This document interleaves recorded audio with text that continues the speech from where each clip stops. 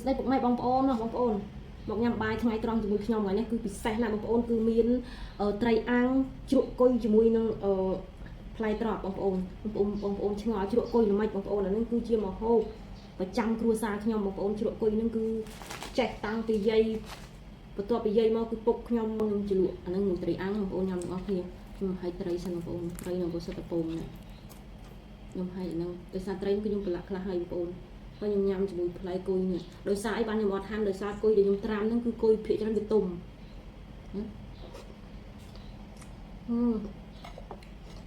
แต่บางคนมันจะไปจูtrong khoạnเนี่ยnó cứ dùng ăn cái đập trọc không ăn không chịu được mình thực biệt trong anh là xài thêm bởi vì trên cô trên tôi bị anh cảm nên mình bông ôn tha chu bên chu men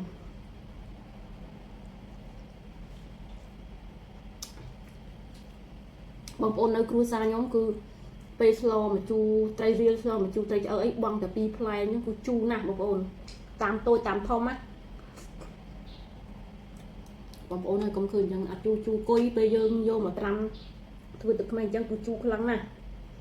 តែបើញ៉ាំពេលអត់ទាន់ត្រាំគឺផ្អែមអាហ្នឹងគឺគុយហ្នឹងត្រាំធ្វើទឹកខ្មេងបងប្អូន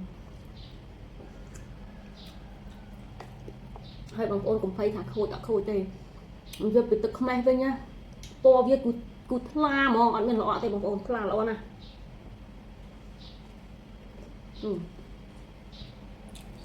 បងប្អូនខ្ញុំបាយទៅសបកវាហ្នឹងក៏ជូរដែរ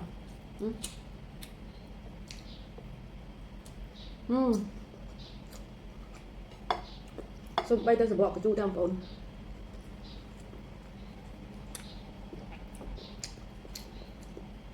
តែទឹកខ្មេះគុយហ្នឹងបងប្អូនហើយដាក់តែស្ករប៊ីចេងហើយថែមអំបិលបន្តិចទៀតមកទីអញ្ចឹងមកបងប្អូនហើយ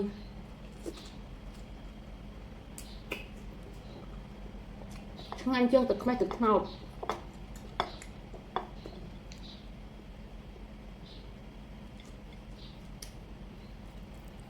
អាហ្នឹងបើគ្រួសារខ្ញុំអាចទឹកខ្មេះគុយនឹងបងប្អូនហ្នឹងឲ្យហូបប្រចាំថ្ងៃហើយព្រោះរដូវភ្លៀងអញ្ចឹងគឺអត់បានទៅរោមកជូរបានរោអីទុកទេមិនមានតែទឹកខ្មេះគុយឬក៏ទឹកខ្មេះកាពីងបាយជូរតែទឹកខ្មេះកាពីងបាយជូរប្រើពេលតែធ្វើទឹកជ្រលក់តិចតួចទេតែទឹកខ្មេះគុយហ្នឹងគឺប្រើជាប្រចាំតាំងពីស្លតាំងពីធ្វើម្ហូបអីគឺធ្វើប្រចាំតែម្ដង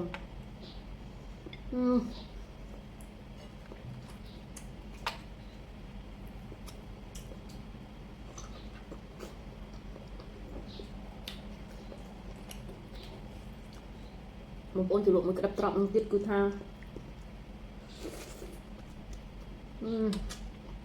ប៉ះត្រីនោះសិតតពងសំដៅបងប្អូនហើយ